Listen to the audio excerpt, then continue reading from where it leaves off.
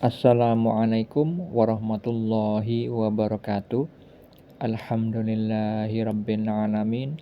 Allahumma sholli ala sayyidina Muhammad wa ala ali sayyidina Muhammad. Pagi ini saya akan berbagi kisah nyata kegaiban setelah mengamalkan sholawat ya sayyidi ya Rasulullah, yang artinya wahai pemimpin, wahai Rasulullah. Kita ketahui di dalam Al-Quran pada surat Al-Ahzab ayat 56, Allah Ta'ala berfirman, sesungguhnya Allah dan para malaikatnya bersolawat untuk Nabi. Wahai orang-orang yang beriman, bersolawatlah kamu untuk Nabi dan ucapkanlah salam dengan penuh penghormatan kepadanya. Bagi siapa saja yang mengamalkan solawat, apapun itu redaksi solawatnya, biasanya akan mengalami kegaiban-kegaiban walaupun tidak dituju, walaupun tidak diniatkan untuk mendapatkan hal itu. Karena apa?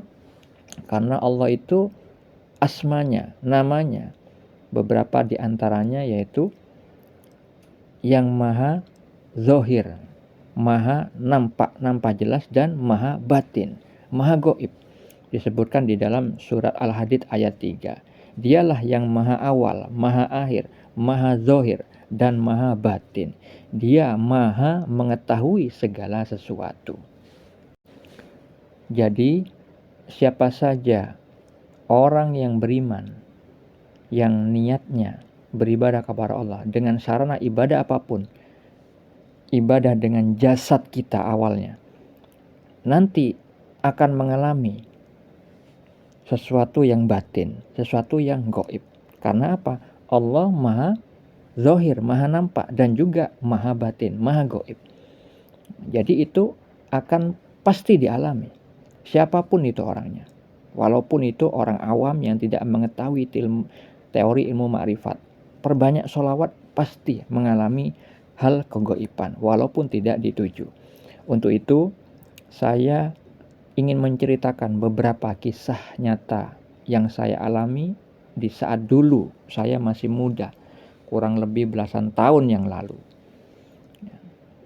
Hal ini untuk merangsang siapapun yang mungkin malas bersolawat atau tidak mau bersolawat atau ingin ma'rifat kepada Allah.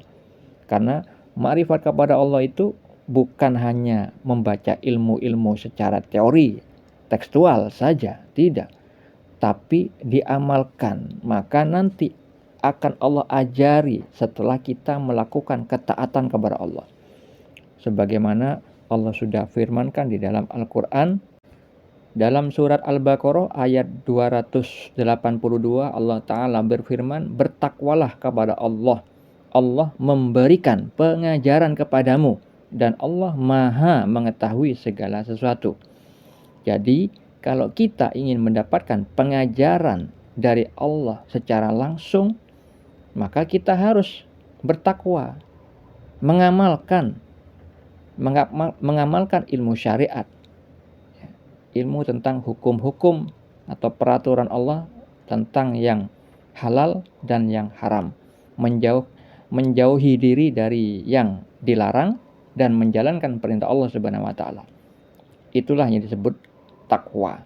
Ya, kalau kita sudah bertakwa, maka otomatis akan terjadi janji Allah yang tadi saya sebutkan di dalam surat Al-Baqarah ayat 282. Allah memberikan pengajaran kepadamu yang nantinya akan mengalami seperti Nabi Yakub alaihissalam, terdapat pada surat Yusuf ayat 86.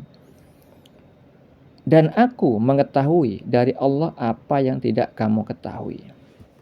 Nah, untuk itu kita harus melihat bagaimana testimoni-testimoni para pelaku tarekat dengan mengamalkan sholawat.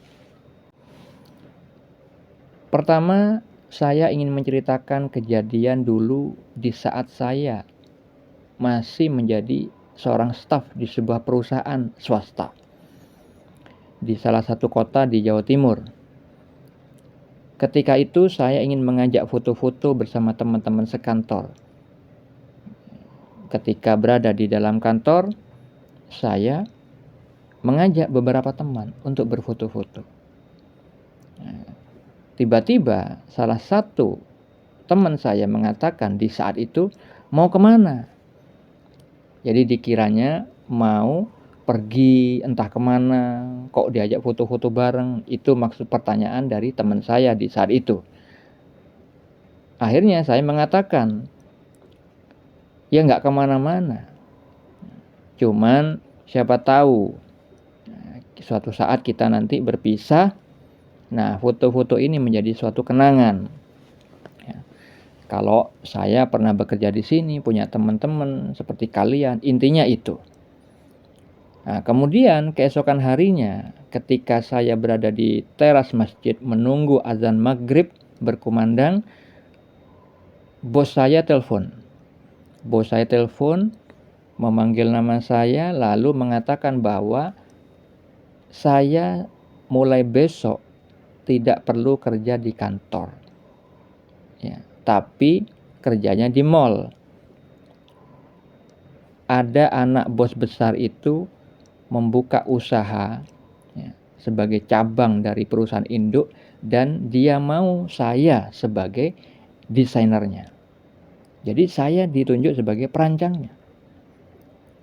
Nah, akhirnya ketika bos saya itu menutup teleponnya, saya teringat peristiwa yang kemarin ketika saya mengatakan saya mengajak foto-foto, siapa tahu kita berpisah. Nah, seperti itu saudara-saudariku. Jadi lisan kita Allah gerakkan tanpa awalnya saya tidak ada niatan untuk berpisah dengan mereka. Tidak tahu menahu tentang besok akan terjadi seperti apa. Allah sang pencipta skenario. Allah yang maha awal, maha akhir. Tidak ada yang bisa mengawali. Tidak ada yang bisa menciptakan skenario. Dan tidak ada yang bisa mengetahui akhir dari semua kehidupan, semua kejadian yang menimpa seluruh makhluk kecuali Allah Subhanahu wa taala yang maha mengetahui, yang maha awal, yang maha akhir. Itu yang pertama.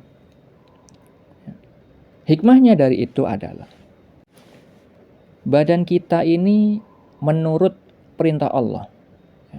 Bagi orang-orang yang bertakwa, ada saatnya lisan atau anggota badan yang lain itu mengikuti perintah Allah.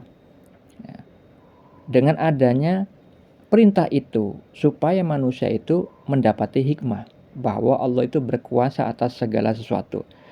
Hal ini ada benang merahnya dengan surat Yasin ayat 65.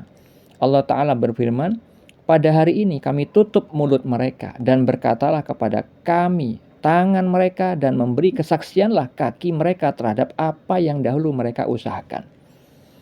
Nah, ini kejadian nanti di akhirat.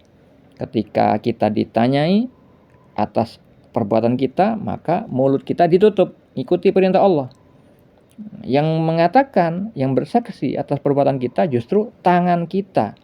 Kaki kita yang tidak punya mulut justru yang bisa berkata-kata atas semua perbuatan kita.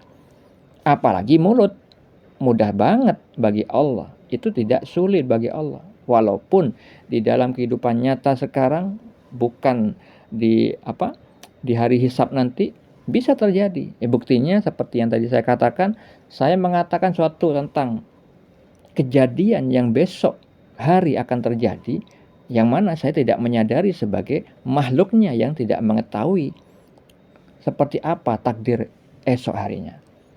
Nah, itu yang pertama. Yang kedua, ketika saya berangkat ke kantor naik sepeda motor, biasanya disalip truk-truk sampah yang besar yang mengangkut sampah-sampah yang baunya sangat busuk. Walaupun jarak 10 meter, sangat tercium busuknya di hidung saya. Tapi di saat itu, saya tidak mencium bau busuk itu. Akhirnya, ketidakpercayaan saya deketi. Ya.